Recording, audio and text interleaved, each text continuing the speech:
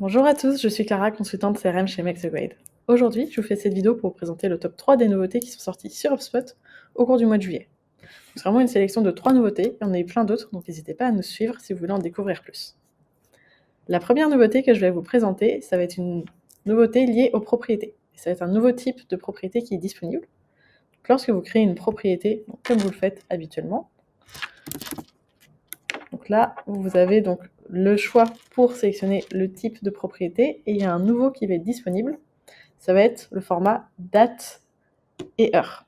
Donc avant, on avait juste les propriétés de type date. Maintenant, on va avoir les propriétés de type date et heure.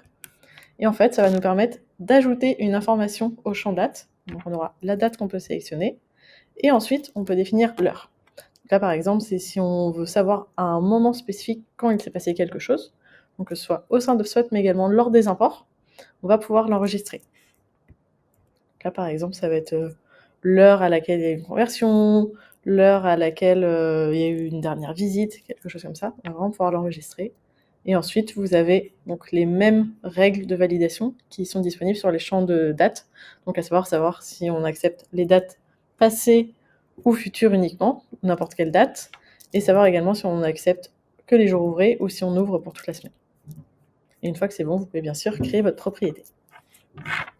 Pour la seconde nouveauté, c'est quelque chose qui va être disponible directement dans les workflows, et ça va être la possibilité de gérer les labels d'association au sein des workflows. Donc là, lorsque vous avez un workflow, donc ça peut être sur n'importe quel objet, comme les labels d'association sont disponibles sur tous les objets, et si vous ajoutez une action, donc dans le groupe CRM, vous allez avoir tout ce qui est possibilité d'ajouter des labels d'association. Là, si vous voulez filtrer pour les retrouver facilement, on va voir qu'on peut enlever des labels d'association, donc à savoir que ça peut enlever uniquement les labels d'association personnalisés que vous avez créés et pas le label par défaut primary proposé par HubSpot. Vous pouvez mettre à jour des labels d'association, créer des associations ou définir des labels d'association. Là, par exemple, si un contact est déjà associé à une entreprise, on peut venir définir un label d'association en plus, même s'il n'y en avait pas qui était défini au préalable. Donc là, par exemple, si je sélectionne appliquer des labels d'association, je choisis l'objet, donc ici le contact en relais, on est sur un workflow de contact. Je choisis l'objet avec lequel il est associé, sur lequel le label va se définir, donc là, entreprise. Et ensuite, donc là, j'ai mes labels et je peux définir celui que je veux appliquer. Donc là, par exemple, j'ai mis si l'intitulé de poste contient admin, alors je pourrais définir le label d'association comme étant administration. Et ensuite, je peux définir à quel objet ça va le mettre, si jamais il y en a plusieurs qui sont associés.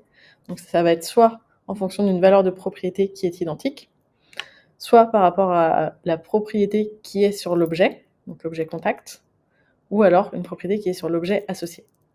Donc là, par exemple, si je mets sur une propriété de l'objet, donc du contact, je peux sélectionner la propriété que je mets, donc job title, et l'opérateur, donc ça va être le système de fil, donc je pourrais mettre est égal à admin.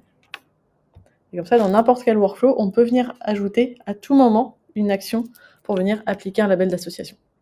Et de même, pour enlever le label d'association, ce sera le même principe. Ce sera exactement la même chose, on choisit l'objet de base, l'objet associé, et du coup, le label qu'on souhaite enlever. Et on peut également choisir, en plus d'enlever le label d'association, de supprimer l'association en elle-même. Donc ça, c'est pour la deuxième nouveauté. Et enfin, la troisième, là, ça va concerner plutôt tout l'aspect service client avec les tickets, parce qu'on va désormais pouvoir faire une attribution automatique en fonction des compétences des utilisateurs. Donc en fait, vous avez une bêta qui est disponible juste ici, et qui vous permet de définir des compétences pour les utilisateurs. Donc les compétences, à savoir que ça peut être tout ce qui est langue, donc celles-ci sont déjà paramétrées par HubSpot par défaut. Et on va également avoir d'autres compétences qu'on peut venir créer. Par exemple, on a la compétence API qu'on peut venir créer. Donc ça peut être soit des compétences, soit des langues primaires, soit des langues secondaires qui sont parlées. On peut créer d'autres catégories si besoin.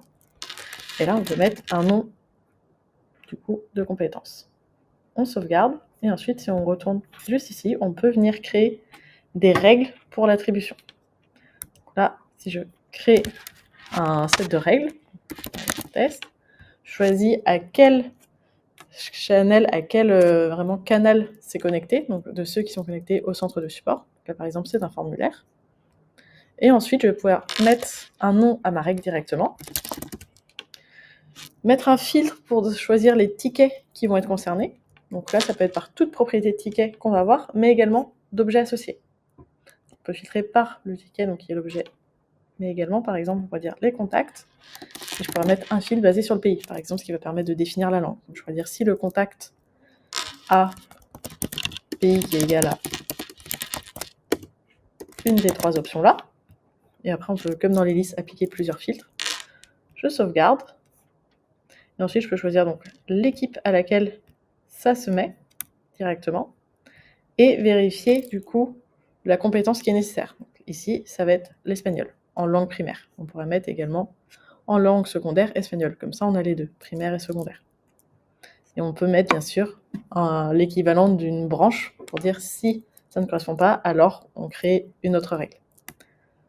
On sauvegarde, et de cette manière, tous les tickets qui sont créés via le formulaire qui était défini vont aller dans l'équipe qui est définie ici, et donc aux utilisateurs qui ont l'espagnol en langue primaire ou secondaire. Donc voilà pour le top 3 des nouveautés du mois de juillet. Merci et bonne journée!